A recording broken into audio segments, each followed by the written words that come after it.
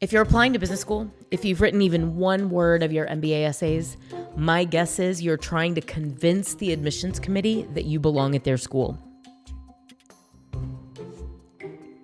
This is the wrong strategy, my friend.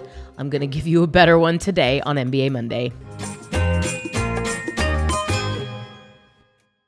Welcome back to MBA Monday. I'm Angela, the founder of MBA Protocol.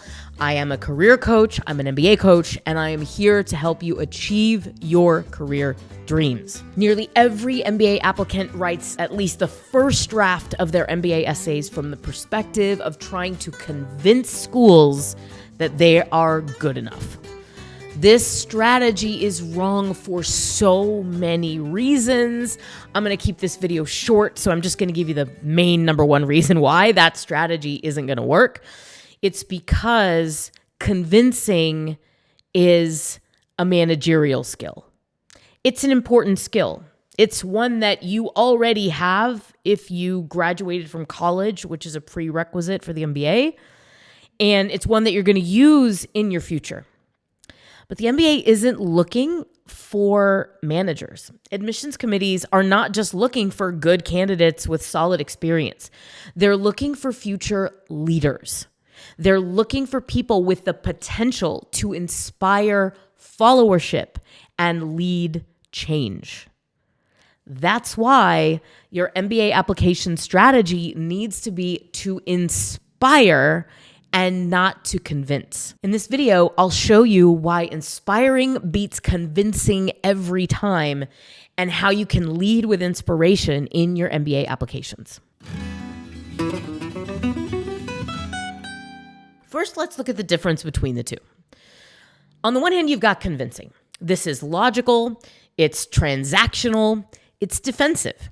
It's making a case for why you meet the criteria, why you've done enough, why you have proven yourself as worthy of admission to this program. It's stuff like, I worked at a great firm, I got a great score, I deserve a spot. What it does is it pits you against the person you're speaking to. You're going to make an argument, and they're going to take the opposite side of that argument until you prove otherwise. Inspiration, on the other hand, is emotional. It's forward-looking. It's human. It touches the parts of us that go well beyond the rational, logical mind. Instead of proving that you're great, it says, here's who I am. Here's what I care about. Here's where I'm going. Do you want to come with me? It sounds more like, here's the change I want to lead. And here's how I've already started leading it. It's a completely different perspective. Now, post-MBA, you will probably need to be a manager. Managers get buy-in with multiple stakeholders through convincing. Leaders earn followership through inspiration. And this is fundamentally what business schools are looking for. This is why the application is so vast and complex. So what are MBA programs actually looking for? Spoiler alert, it's not a perfect resume. It's not a perfect GMAT. It's the potential for leadership. What does that look like? It's a bold vision for the future. It's a personal mission that other people can believe in. It's the courage to stay true to your values, to take risks, to speak up, to lift others. In fact, one definition of leadership, my personal definition of leadership, is having the ability to stay true to yourself and to your values no matter what happens. That's what leadership is. You're the unwavering beacon of light in troubling times, through organizational change, through the achievement of any organizational objective. You are steady in who you are and in how you inspire and uplift others. So your application needs to have emotional resonance. Schools are building communities, not talent databases. They're asking, will this person light up the room? Will they raise the bar for everyone else? So how you inspire the admissions committee in your application is everything. There are 4 ways to inspire the admissions committee to be a leader in your application. The first is self-awareness. You need to show up for yourself first.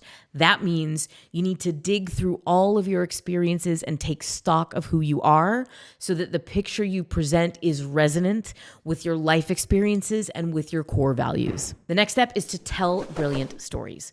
It's to show them how you've shown up in the past. The best way to do this frequently is through conveying tiny fractal moments, those experiences that are unearthed in step one, in the discovery process, in cataloging your life and looking at all the things that have made you who you are and that have made you unique. The third step is projecting who you are into the future and telling them how you will show up in the future. This means you need to dream big. You need to describe and outline a vision that goes beyond yourself. If you don't yet know what you want to lead, what you want to build, what you want to create, check out my last video where I gave you the tools to begin dreaming big so that your MBA application is sitting in a much larger container than just the next job you're going to get. And the fourth step is to let your voice show authentically throughout every part of the application. That means no jargon, no MBA speak, no, fancy SAT words. Just communicate the way you are, the way you naturally communicate. Do it in writing, do it in the interviews. Be true to how you naturally express yourself. Let your personality and your passion shine. Don't forget, convincing might get you heard, but inspiring will get you remembered and eventually followed. It's a core leadership skill. So if you want to lead, start right now.